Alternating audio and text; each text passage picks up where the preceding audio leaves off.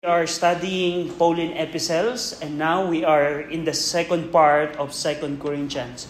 So last week, we were able to discuss the introduction of this book. Question, what is the occasion? Why did Paul write Second Corinthians? What event triggered Paul to write Second Corinthians? Ano ang nagtulak kay Pablo na isulat niya ang Second Corinthians? Anyone? Yeah, ayan.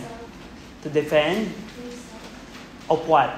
Sa mga maling accusations po sa kanya. Okay, so the occasion of 2 Corinthians, there are some people in Corinth and Achaia that accused Paul that he was a false apostle. Na hindi siya tunay na apostle. At ito bilang response, dinepend ni Pablo ang kanyang sarili ng 2 Corinthians. So, now, let's see the purposes. What are the purposes of this epistle? Una, the purpose is instruction and exhortation. So, katulad ng 1 Corinthians, similar sa 1 Corinthians, ang 2 Corinthians, naglalaman din ito ng mga instruction and exhortation. So, just like the 1 Corinthians, we know that 2 Corinthians is ecclesiology because it contains some practical exhortation and instruction pertaining sa operation ng church. So makikita natin yan sa 2 Corinthians. Second purpose ng 2 Corinthians, nagbigay ito ng guidance on the offering. Guidance on the offering. Go over in 2 Corinthians 9, 1-5. 2 Corinthians 9, 1-5. 2 Corinthians 9, 1-5, For us touching the ministering to the saints, it is superfluous for me to write to you, for I know the forwardness of your mind, for which I boast of you to them of Macedonia, that Achaia was ready a year ago, and your zeal had provoked very many, yet I have sent the brethren, lest our boasting of you should be in vain in this behalf, thus as I said, ye may be ready. Lest haply, if they Macedonia come with me and find you unprepared, we that we say not ye should be ashamed in the same confident boasting. Therefore, I thought it necessary to exhort the brethren that they would go before unto you and make up beforehand your bounty, whereof ye had noticed before, that the same might be ready as a matter of bounty and not as of covetousness. So remember, when Paul was, during one of the purpose of Paul during the third missionary journey is not only to establish new churches, especially in Asia, but also to get the offering to help the Jerusalem saints.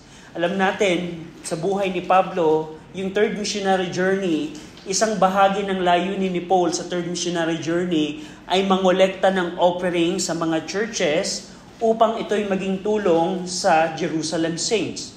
Alam natin that Jerusalem during that time, because of persecution, nagkaroon sila ng matinding famine. Buong mundo nagkaroon ng famine, and the most hit city is Jerusalem.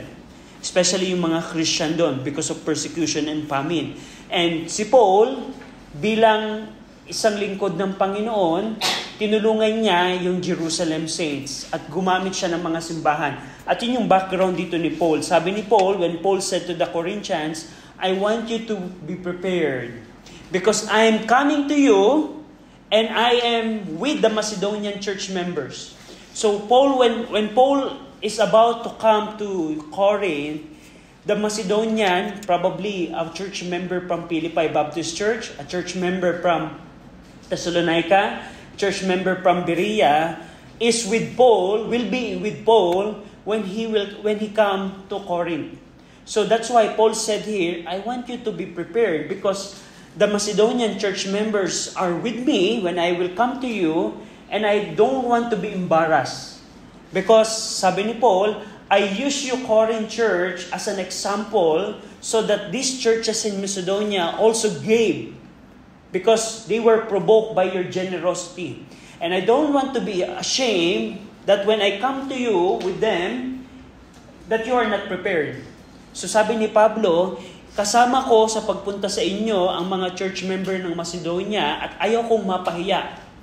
Just imagine si Pablo, sinasabi niya na yung Corinth Baptist Church, they are generous, they are ready to give. But when we come to you, makikita nila na hindi kayo nakahandang magbigay.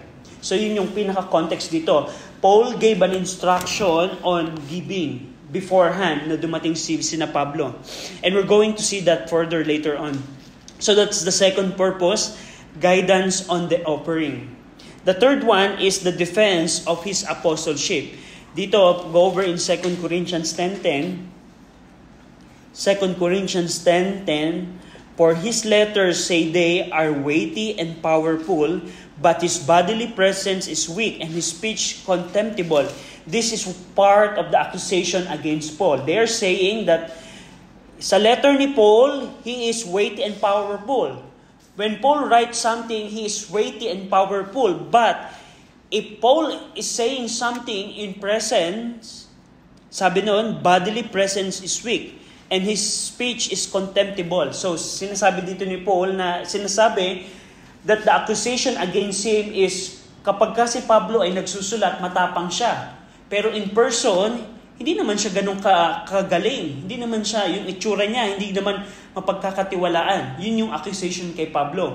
Another one is in chapter 11, verse 13 to 15.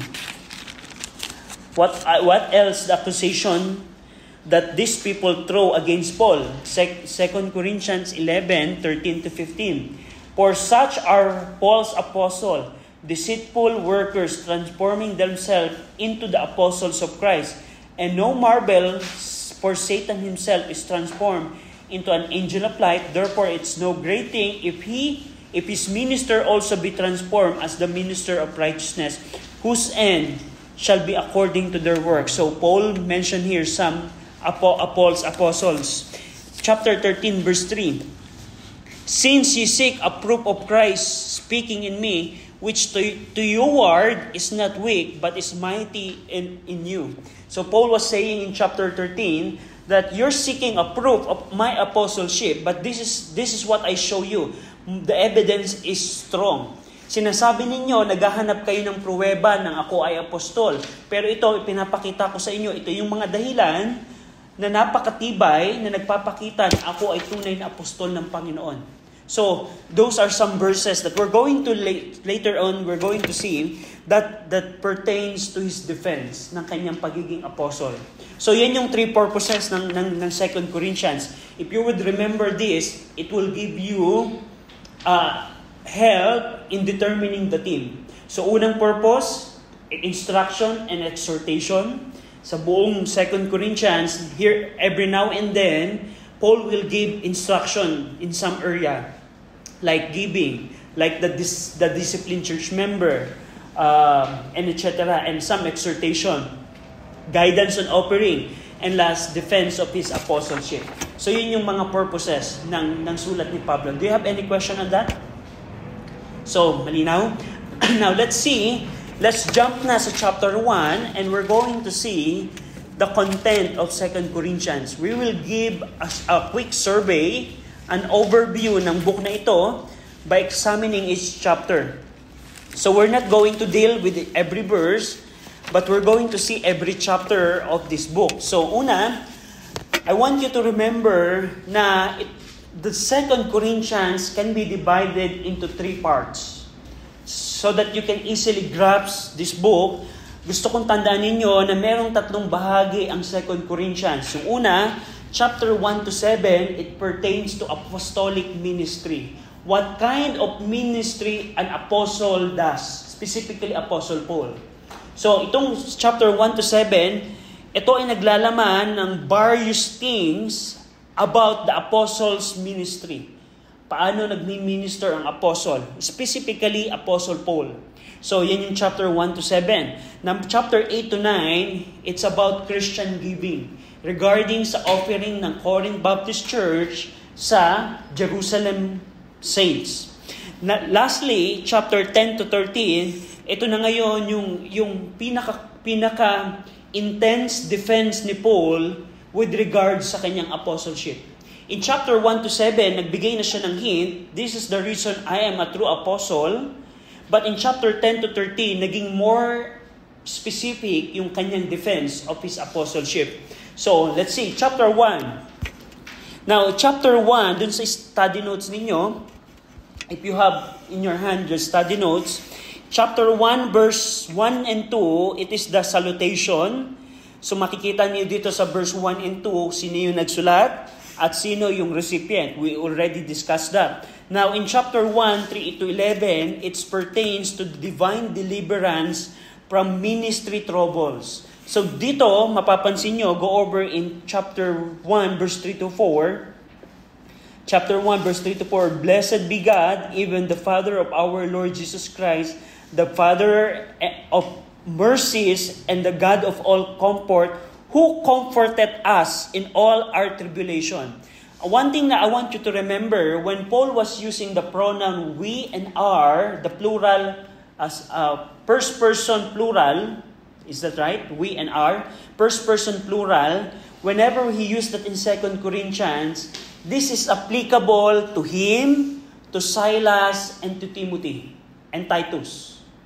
So, one way that we can handle 2 Corinthians wrongfully is by saying, when Paul said, God comfort us, it's pertaining to us, primarily. So, ang point ko dito, yung pronoun na we, us, and are, na makikita natin sa 2 Corinthians, based sa context, it is primarily referring to him, to Silas, to Timothy, and Titus. Hindi ito primarily nagsasabi, when Paul, for example, said, who comforted us? So, when the pronoun us, the Corinth church members are not included in that us, especially we. So, I want you to remember to properly understand this 2 Corinthians, the pronoun we, the second person plural pronouns, they are referring to Paul, Silas, Timothy, and Titus. That is the interpretation. But of course, we can apply it to ourselves. So question, does God comfort us today? Today? Yes, He comfort us today. But ang point natin dito, if we're going to examine the meaning of each verse, we need to keep in mind that this first person plural pronouns were not included in this. And the church member of Corinth are not also included with this. So I want you to see na parang it is a testimony of those ministers. So, ano ang sabi niya dito? Verse 4, God is comforting them or us in all our tribulation. So, meaning, Paul, Silas, Timothy experienced tribulation. It doesn't mean that Corinth Baptist Church were experiencing tribulation. So, hindi pinapakita dito ni Paul by saying our tribulation, it referring sa tribulation na na-experience ni na Paul.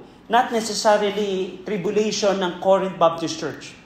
Our tribulation that we may be able to comfort them which are in any trouble by the comfort wherewith we ourselves are comforted of God. So Paul was saying, verse 5, for as the suffering of Christ abound in us, so our consolation also abounded by Christ. So here, in unang bahagi ng chapter 1, verse 3 to 11, you will see here the troubles that they experience. Dito makikita ninyo na sina Paul, Silas, Timothy, and Titus, nakaranas sila ng mahirap na paglilingkod. At suffering ministry ang naranasan nila. Specifically, when Paul and his companion was in Asia, when they are in Ephesus, nakaranas sila ng matinding hirap sa ministry. That's why when Paul is writing here, I'm saying to you, Corinth Baptist Church, that we experience the comfort of God in our tribulation, in our suffering. So pinapakita dito ni Paul sa unang bahagi ng chapter 1 na naranasan namin ang pagkalinga ng Diyos nung kami ay naghihirap sa paglilingkod. So yun pinakatone dito. And Paul praises God for delivering them from suffering and affirms God's comfort in trial. So itong verse 3 to 11, pinupuri ni Pablo ang Panginoon dahil ang Panginoon ay iniligtas sila sa taghirap sa ministry, kahirapan sa ministry, at kino-comfort sila ng Panginoon. So that's basically chapter 1. And chapter 1, verse 12 to 24, chapter 1, verse 12 to 24, it refers to the planned visit to benefit Corinth Baptist Church. So chapter 1 is the testimony or praise of Paul for the deliverance. And the second part of chapter 1, pinakita ni Paul yung kanyang planong pagbisita sa Corinth Baptist Church. The planned visit. Tingnan niyo yung verse 20. I'm sorry.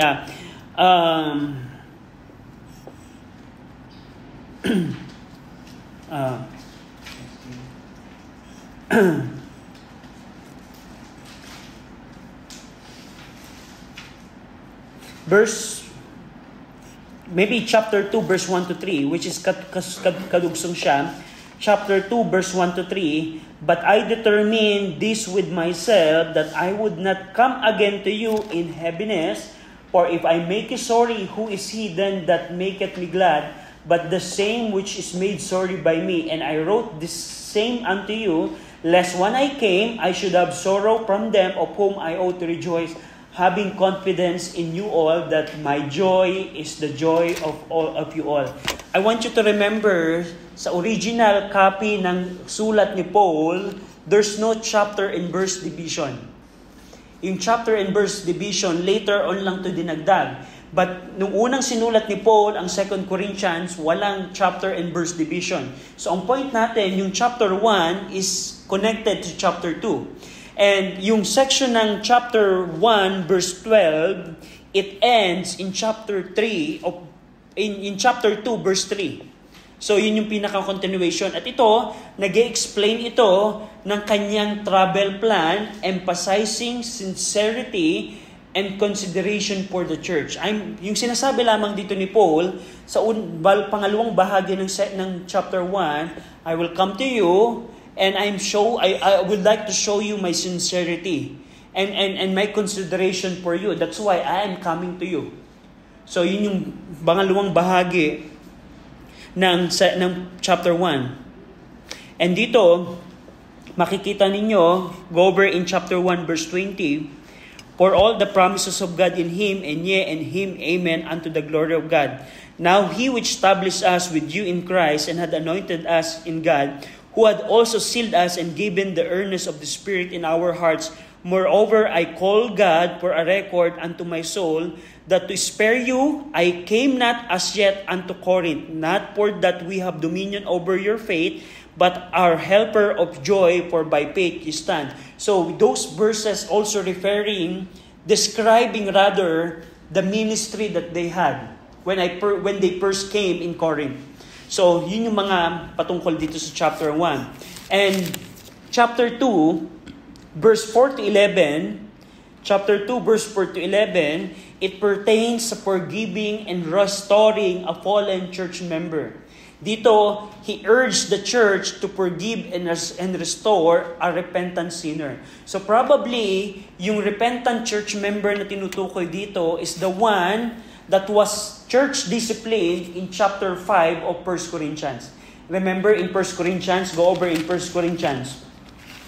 1 Corinthians 5, 1 Corinthians 5:13, 1 Corinthians 5:13, but them that are without God judgeth. Therefore, put away from among yourself that wicked person. Remember in 1 Corinthians, Paul commanded the church, i-church discipline ninyo yung isang member na nangangalunya.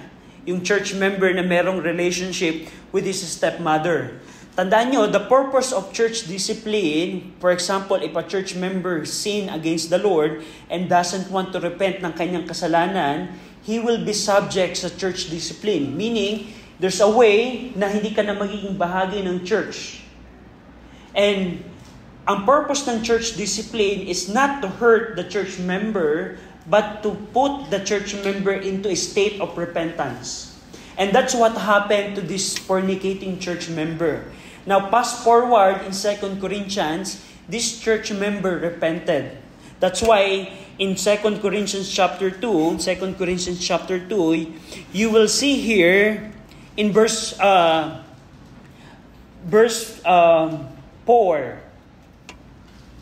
For example, verse 4, 2 Corinthians 2:4, "For out of much affliction and anguish of heart I wrote unto you with many tears, not that ye should be grieved, and that ye might know the love which I have more abundantly unto you." Go over in verse number 10. "To whom ye forgive anything, I forgive also. For if I forgave anything, to whom I forgave it, for your sakes forgave I it in the person of Christ, lest Satan should get an advantage of us, for we are not ignorant of his devices." Go over in verse 6. "Sufficient to such a man is the punishment that which was inflicted of many." So Paul was saying here, tama na yung naging punishment ng church member na nakaranas ng church discipline. What I want you to do, because he repented of his sin, I want you to forgive him I want you to forgive him as Christ forgives us.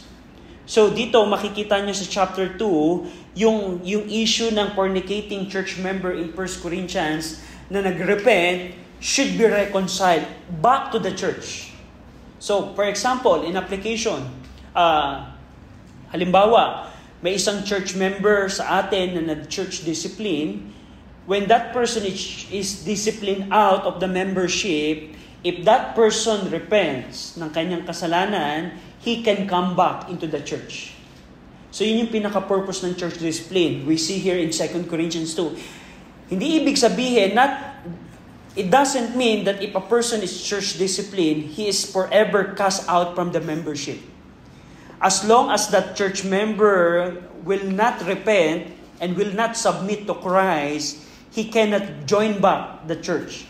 But if that person is like this repentant sinner, repentant church member, we as a church has a duty to forgive and restore the church member. Kung ang church member ay bumalik at magsisi sa kasalanan niya, na naging dahilan niya ng kanyang pag-church discipline, ang church ay merong responsibilidad na ibalik siya sa church membership. Remember in 2 Thessalonians, remember the busybody church member na sabi ni Paul, when you church discipline this member, consider him as a brother and not as an enemy. Itrato niyo siya na parang kapatid at huwag niyo silang itatratong bilang kaaway. So those are the things that Paul mentioned in chapter 2. And the latter part ng chapter 2, specifically chapter 2, verse 12 to 17, dito pinakita ni Paul yung kanyang great interest with fellow preachers. At dito binanggit niya dito, Paul described na yung kanilang ministry effort is like a triumphal procession. Now, whenever a co-minister, whenever other preacher preaches the gospel, it's like a triumphal procession. So, ang point dito is whenever a person is preaching the Lord Jesus Christ to anyone, it's like a triumphal procession. Go over in verse 14. Chapter 2, verse 12 to 14 siguro. 12 to 15. Verse 12, "Furthermore, when I came to Troas to preach Christ's gospel, and a door was opened unto me of the Lord, I had no rest in my spirit, because I found not Titus my brother, but taking my leave of them, I went from thence unto Macedonia. Now thanks be unto God, which always causeth us to triumph in Christ." Yung context ng triumph in Christ, it refers to the gospel preaching that he mentioned in verse 12. We are triumphing in Christ. Why? Because there was a door of opportunity to preach the gospel. So parang application. For example, if you share the gospel to your classmate, Paul was saying here, it is a triumph in Christ. When a person, halimbawa, you give a gospel literature to anyone, and that person read the scripture, the literature, it is a triumph in Christ. So, ganun ka-impactful yung ginagawa ng mga minister na nagpipreach ng gospel. Makikita nyo din dito, verse 15, "For we are unto God a sweet savor of Christ in them that are saved and in them that perish." Bilang gospel preacher, it is a glory to God and in them that perish. In them that are saved and in them that perish. So just imagine that God would use you to save someone. So for example, Sister Amel, God used me to witness to Sister Amel. And now Sister Amel got saved. And it is a glory in them that are saved and in them that perish. Parang sweet savor tayo, hindi lamang sa Panginoon, kundi sa mga taong nawiwin natin sa Panginoon. We are a sweet savor not only to God, but to them that we win for Christ. So, for example, if you witness to a person that got saved and he continued to the Lord, for that person, you are a important person to him because you're the one that God used to witness to him. So, ganun yung point dito ni Pablo, na yung kanilang gospel preaching is naging triumphant because of its result. Not only glorifying God, but also giving other people eternal life. So, yun yung point dito ng chapter 2. And chapter 3, so chapter 1, I want you to grasp it. Chapter 1, more on praising ni Paul sa kanyang deliverance from suffering. Pangalawa, chapter 1, yung intent nilang pagpunta sa Corinth. Chapter 2 is dealing with the repentant church member. And pangalawa, yung gospel preaching. Now, chapter 3. Tingnan natin itong chapter 3. Dito in chapter 3, the whole chapter describe the characteristic of a genuine minister of the new covenant. Now, question, why would Paul will describe the characteristic of a genuine minister? Bakit kaya niya dito describe ang mga katangian ng tunay na ministeryo? Because he wants to defend himself. He wants to defend himself. That's the reason why. For example, if I'm going to ask, if for example, I have a 1,000 pesos and I pay it to you, and you say, "No, Brother RJ, that is fake. That's not real." And what I would do is, I will describe the characteristic of a genuine 1,000 pesos so that I can defend that, no, my 1,000 pesos is not fake. It's real because this is the characteristic of a genuine 1,000 pesos. So, ganun yung naging tone dito ni Paul. Itong chapter 3, it is connected to the whole issue ng 2 Corinthians about the accusation. Now, tingnan natin itong chapter 3. Chapter 3, go over in verse number 6. Ano yung itong buong chapter, it describes the characteristic, but let's see, for example, yung verse 6. Who also made us able ministers of the New Testament, not of the letters, but of the Spirit, for the letter killeth, but the Spirit giveth life. So, sino yung us na tinutukoy dito? Yung mga si Apostle, si Titus, Silas, and Timothy. And Paul was saying here, God made them able ministers of the New Testament. You know what, church? It is God who made us minister. We are not self-made. Hindi kami ang gumawa ng sarili namin ng mga ministeryo. Ang Diyos ang tumawag sa amin at ang Diyos ang ginawa niya kaming ministeryo ng Panginoon. So, yun yung makikita nyo. Other verse, for example, in verse number 18. In verse number 18, for we all, with an open face, beholding as in a glass the glory of the Lord, are changed into the same image from glory to glory, even as by the Spirit of the Lord. So makikita nyo dito, yung we na tinutukoy dito, ay sinasabi ni Paul dito, we behold the glory of the Lord. We, as a minister of Christ, behold the glory of the Lord. So itong chapter 3, if you read this whole chapter, it pertains to the ministry that Paul and his companion received from the Lord. So he described here ano yung mga characteristic ng pagiging minister yun ng Panginoon. And there's a glory, yung verse 18, it refers to the glory that is associated in their ministry. Chapter 4, it pertains naman sa remaining faithful in the ministry. Dito in chapter 4, verse 1 to 7, in-emphasize dito ni Paul yung perseverance and proclaiming Christ despite hardship. So dito pinakita ni Paul in chapter 4 that we persevere in our ministry even merong affliction and trouble, even merong hardship. Bilang mga minister ng Panginoon, as a minister, we preach Christ and continue and persevere. So itong chapter 4, nagpapakita after describing the characteristic of a true minister, that we are a true minister of God. God made us a minister, and this is one of the evidence of our ministry. We persevere. We endure the hardship of ministry. Tingnan ninyo, for example, chapter 4, verse 1, therefore, seeing we have this ministry, as we have received mercy, we faint not. You know what, Corinth Baptist Church? You're looking for an evidence of our apostleship, our ministry. We faint not. We receive ministry and we faint not.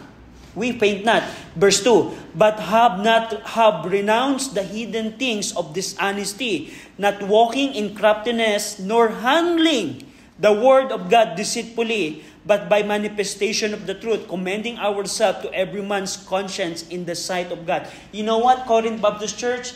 We're not like those false teachers that mishandle the scripture. We didn't handle the word of God deceitfully. Hindi namin hinahawakan ang salita ng Diyos na merong pandaraya. Alam niyo ba na maraming grupo right now na gumagamit ng word of God? They handle the scripture deceitfully. And what Paul was saying here, we're not like those false teachers. Hindi namin hinahawakan na merong pandaraya ang salita ng Diyos. So ano pa? Verse 3, but if our gospel be hid, it is to them that are lost, in whom the God of this world had blinded the minds of them which believe. So it tells the exhortation or teaching of Paul the reality that if a person reject Christ through unbelief, that Satan will blind him. That's what verse 4 says. Verse 5, for we preach not ourselves, but Christ Jesus the Lord, and ourselves your servant for Jesus' sake. Verse 6, for God, who commanded the light to shine out of darkness, had shined in our hearts to give the light of the knowledge of the glory of God in the face of Jesus Christ. Verse 7, for we have this treasure in earthen vessel, that the excellency of the power may be of God and not of us. So Paul was saying here, yung kanilang endurance sa hardship ng ministry. So that's basically verse 1 to 7. And verse 8 to 18, as a continuation, dito in-explain ni Paul how they endure ministry hardship. So, yung unang bahagi ng chapter 4, it is a prelude ng introduction ng hardship in the ministry, but the core of explaining how they endure the hardship is in verse 8 to 18. Dito, Paul described suffering as a momentary compared to the eternal glory to come. Yes, I want you to remember Corinth Baptist Church, that we are the true apostles and ministers of Christ. I discussed to you that in chapter 3, and now in chapter 4, I want to show you, as a true minister of Christ, we experience hardship, and not only we experience hardship, we endure that hardship. So yun yung connection ng chapter 3 and 4. Chapter 3, we are the true minister of Christ. Chapter 4, as a true minister of Christ, nakaranas kami ng hardship, and this is how we endure at pinagtiisan namin yung kahirapan ng ministry.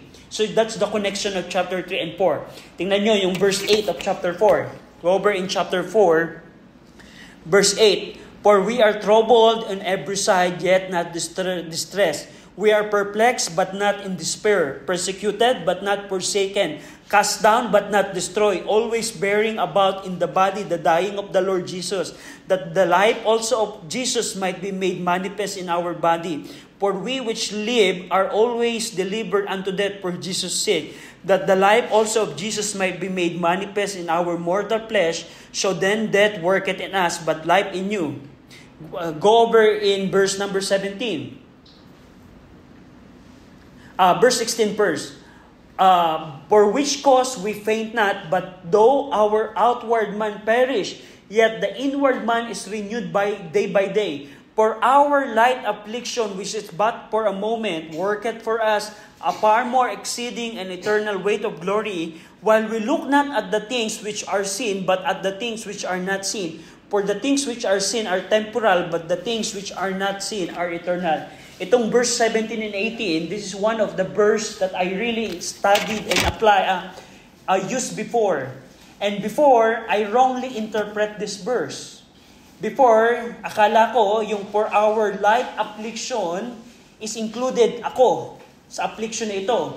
But the right interpretation of this verse is Paul was saying that Paul and his companion has a light affliction. So, yun yung pinaka-interpretation to. But anyway, itong chapter 4, makikita nyo dito na kahit sila ay persecuted, they are not forsaken.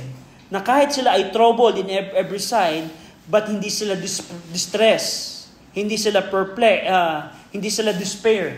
So basically, makikita nyo dito, ano ang kanilang naging endurance sa hardship. Tinarato nila, they treated that what the persecution that they are experiencing is just light. And it's just a temporal. In comparison sa glory na hinanda ng Panginoon for them, that God prepared for them, the affliction is just light. So, that's the interpretation. This affliction, this endurance, this testimony is the testimony of Paul and his companion. So, yun yung interpretation nito. But, we can apply it in our life. So bilang Kristiyano, pwede mong i-claim yung verse 17 and 18. For example, you're suffering because of the hardship that you experience as you minister for the Lord. Habang naglilingkod ka sa Panginoon, nakakaranas ka ng hardship. If you experience hardship, you can claim this verse as an application. As Paul testified these passages 2,000 years ago, we can claim it today. Na kung ikaw ay if you're serving the Lord and your relatives persecute you, your classmate persecute you, you need to endure suffering by claiming that it's just a light affliction. So that is chapter 4. Now, chapter 5, as a continuation ng hardship na nararanasan nila, makikita nyo dito yung how they overcome fear of death. Remember in chapter 4, they experience hardship. And as the narrative continues, Paul was saying, this is how we overcome the fear of death. Ano yung fear of death na tinutukoy dito? Question, what do you think the fear of death that it was referring here? Do you think they have cancer and they have only 6 months to live? Probably they have a COVID and they are afraid of dying out of COVID. What kind of death?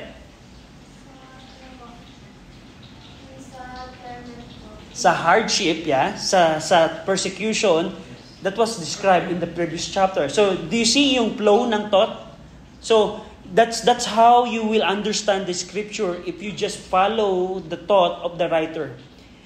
Chapter 3, we are minister. Chapter 4, we experience hardship and we endure that. In chapter 5, now, another issue, there's a threat of death. Merong threat of death and we need to overcome that fear of death. And makikita nyo yan in chapter 5. Tingnan natin. Chapter 5, for example, verse 1, for we know that if our earthly house of this tabernacle were dissolved, we have a building of God, an house not made with hands, eternal in the heavens. So Paul was referring here, even we die, this physical body perish or die, we are hoping for a resurrected body. So, kahit sila ay mamatay, yung kanilang katawan ay mapuksa at mamatay, inaasahan nila yung resurrected body nila. Another verse, for example,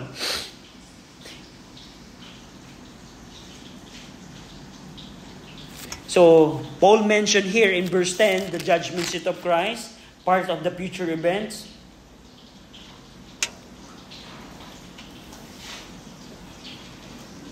Verse number 14. For the love of Christ constraineth us, because we thus judge that if one died for all, then we're all dead. And that he died for all, that they which live should not henceforth live unto themselves, but unto him which died for them and rose again. Wherefore, henceforth, know we no man after the flesh, yet though we have no Christ after the flesh, yet now henceforth know we him no more. So Paul was saying here that the love of Christ constrained them, pushing them to continue in serving Him. And dito, pinakita dito ni Paul yung verse na even the Lord Jesus Christ died for all. Anyone, if Christ died for all, for the believers, believer should not live for themselves. So what Paul's saying here, Christ died for us, minister of Christ, and now the reason of our life is not for ourselves anymore. Right. We need to serve the Lord even we experience death. So pinapakita dito ni Paul na isang bahagi ng pag-overcome ng pagkatakot sa kamatayan ay yung makita mo na si Jesus Christ ay namatay para sa iyo. If Christ died for you, ang purpose ng ating buhay is not to live for ourselves anymore. We need to live in serving Him. So that's chapter 5. So basically chapter 5, Christ's love compels ministry centered on reconciliation between God and humanity. That's very popular verse. The love of Christ constrained us. So, for example, going back sa ating pag-aaral, if we get verse number 14 of chapter 5, the popular verse that says, "For the love of Christ constrained us." Can you explain that verse? For example, if you quoted that verse to someone, to your friend, halimbawa, friend, I know that you have a cancer, but remember, the love of God constrained us. Do you think that's a proper interpretation of that verse? What's the meaning of "for the love of God constrained us"? Who would like to explain that verse based on the background, based on the flow of thought of the writer? Anyone? Yes, William. Yeah, it's not talking about like natural causes. It's talking about the persecution that they're going to endure. And he's saying that some of them are probably going to be persecuted and maybe even killed. And the love of Christ constrains them to do that. Yeah, that's the proper interpretation. It's not like, for example, if you got broken-hearted because your friend forsake you, because your friend doesn't want to join you in your birthday party, and you will say, I know that the love of God constrained me. Well, that's a wrong handling of Scripture. So, yun yung pinaka-point natin. The reason we're studying these books, so that we will understand the flow of thought of the writer, so that when we come to a verse like this, very popular verse, I know the background of that. I know in chapter 3, Paul said he was a true minister. I know in chapter 4 that he endured hardship. Now in chapter 5, there's a fear of death now. That's why Paul said, the love of God constrained them. Paul. So, you see yung essence ng flow of thought? So, yan yung chapter 5. Now, chapter 6, in chapter 6, makikita nyo dito yung preserving the integrity of the ministry. So dito, as they continue to minister on the Lord, merong persecution, merong fear of death, but as they minister for the Lord, they preserve the integrity of their ministry. So, Paul encouraged the steadfastness in ministry despite trials. Pinakita ni Paul yung integrity nila ng kanilang ministry by showing steadfastness amid the trial. Makikita nyo siya dito. And huling bahagi ng chapter 6, one thing na gusto kong makita nyo dito in chapter 6 is the issue of separation. So, Paul exhort them to separate.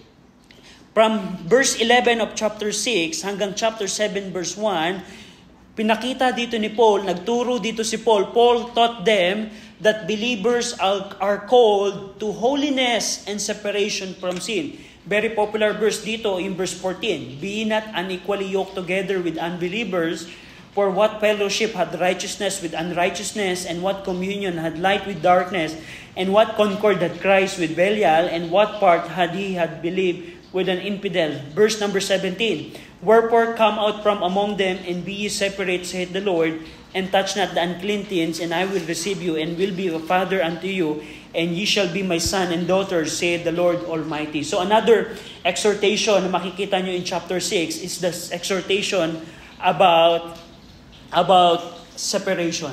It's a very good thing to examine the flow of thought of Paul, why he mentioned separation during the description of his ministry. So you can examine chapter 6. So it's for you to do na, well, it's not part of your assignment, but as a way to properly understand it, you ask yourself, why Paul mentioned about separation while discussing about endurance in the ministry? So you can treat it as a connect the dot. For example, you're an investigator of a crime scene. Joe likes that. Na there's a crime scene and there are many evidences, and what you need to do is to connect the dot. Why this evidence is showing this evidence? So it's just like that. Why Paul mentioned separation while discussing endurance from suffering? So that's one good thing to do. And in chapter 7, basically itong chapter 7, Paul was pleading or asking the church to receive them. Paul appeals the Corinth Baptist Church to accept and trust him, rejoicing in their repentance. Go over in chapter 7 verse 2. Receive us. We have wronged no man. We have corrupted no man. We have defrauded no man. So, question. Why Paul was asking the Corinth Baptist Church to receive them? Anyone? What do you think? As the thoughts flows from chapter 1, or basically chapter 3 hanggang chapter 7, what's the background of Paul saying, you know, Corinth Church, I want you to receive us? Any idea? So, there are like two things that come to mind. I'm going to say what I think first.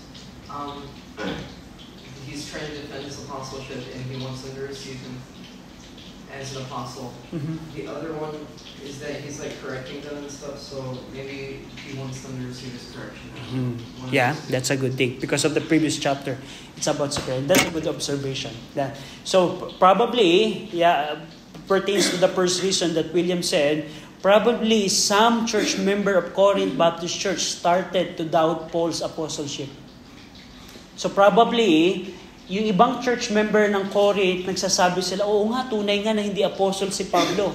That's why Paul was saying, receive us, because we have wronged no man.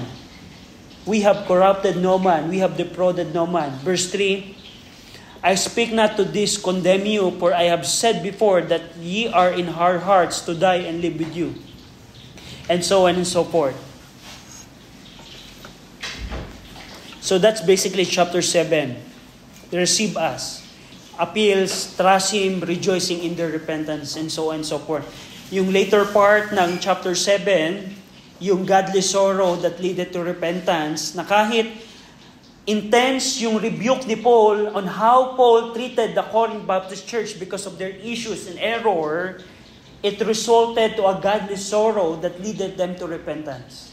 That's why, dito sa 2 Corinthians, dahil nagrepent na sila, Paul's tones of messaging is not that hard compared to the previous episode.